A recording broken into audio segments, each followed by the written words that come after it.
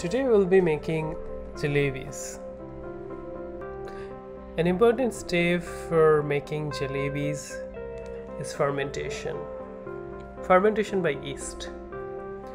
I have spent a good chunk of my PhD life growing up yeast in my laboratory in Boulder. I thought it would be more useful if I use this skill in the kitchen to make jalebis.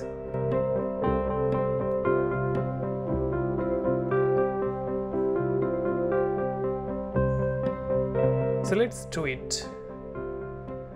Make jalebis like this.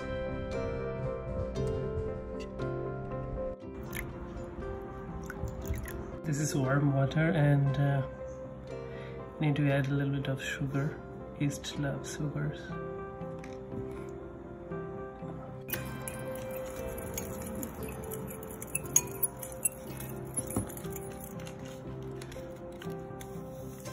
This is yeast, rapid rise yeast.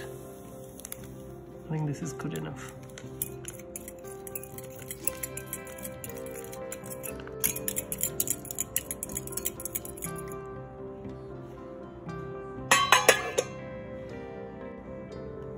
This is all-purpose flour.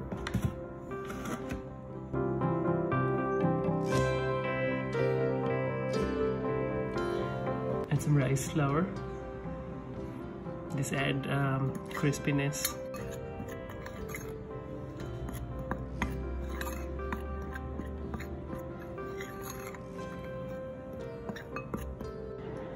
It's almost 5 minutes. Let's see. Oh, yeah. That's good. I see bubbles and it's kind of like yeast. The smell is kind of like yeasty. Yeah, I think this is happening. The yeasts are multiplying, they're growing. Probably fermenting the sugar into ethanol and carbon dioxide, and I think that's why the bubbles are coming. This is curd.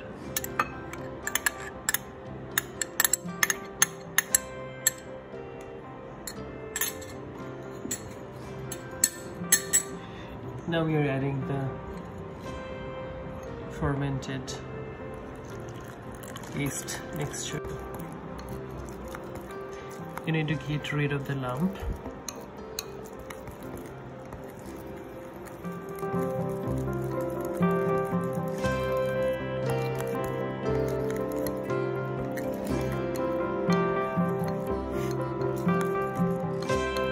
Just rest it for 10 to 15 minutes.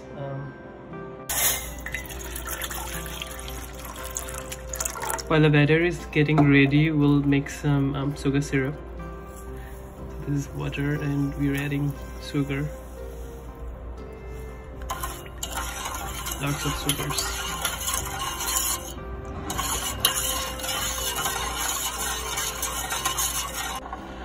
Sugar syrup is boiling now. You can add a little bit of cardamom powder. It will make everything really flavory, great. So check the consistency of the syrup. I think it should not be too much sticky, but a little bit of sticky. Yeah, I think this is good.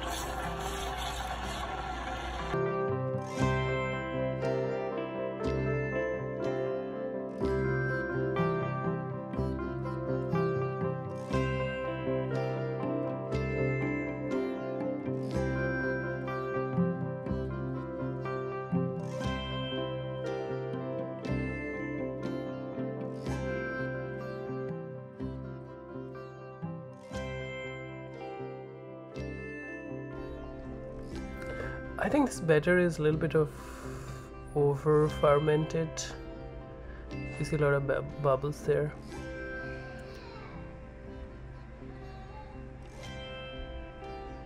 The history of fermentation is very interesting. We are using this fermentation method to make wines and other alcoholic beverages for a long time.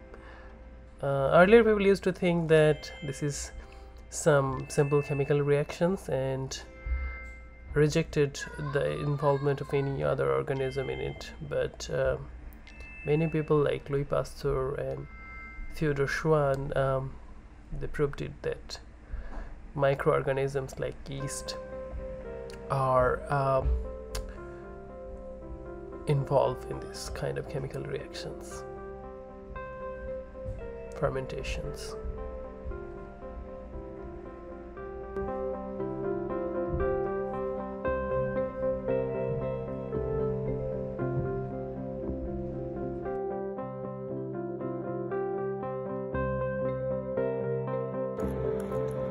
I think this is the consistency I was hoping to get. This is the right one. I think the batter was a little bit over fermented. I had to add a little bit of flour to make it up. Now this looks good.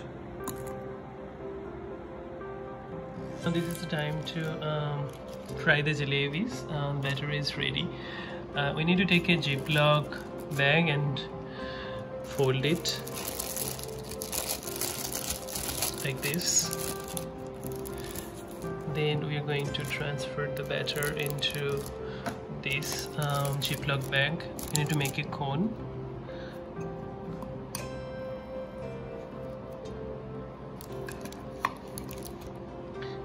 We're transferring the batter into the Ziploc bag.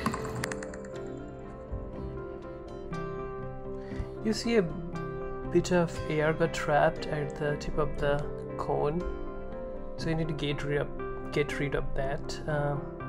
We just cut a little bit there, and it will make a nice hole so that we can transfer the batter.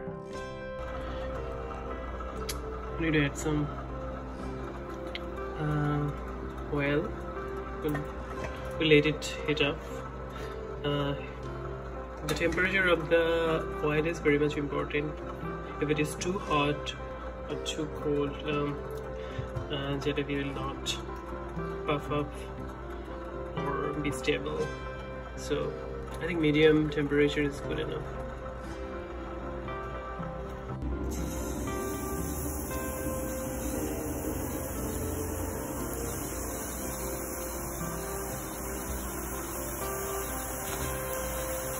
Woohoo! I think this is working. Very useful use of fermentation. Very good use of fermentation. Things are getting brownish. I think this is due to my favorite reaction, millet reactions, which basically amino acid reacts with sugar to produce melanoidin compounds. Also, I like the shape. I think you are getting pro.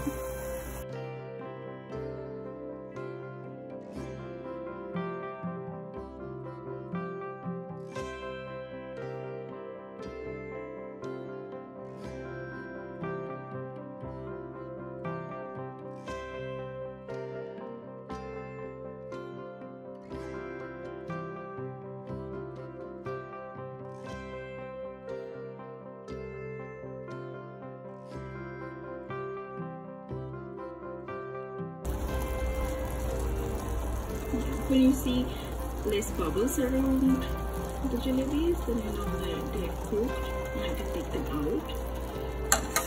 Yeah, these I think are ready. Yeah, we're gonna soak them in sugar syrup.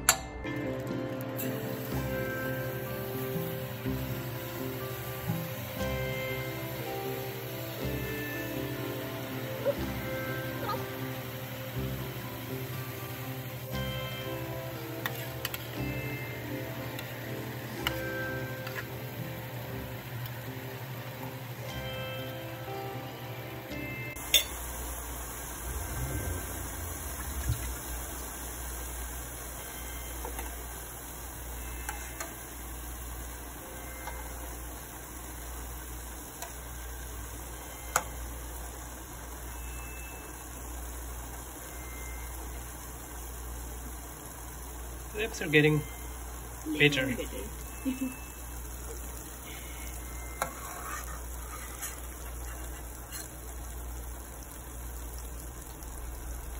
Practice makes you perfect.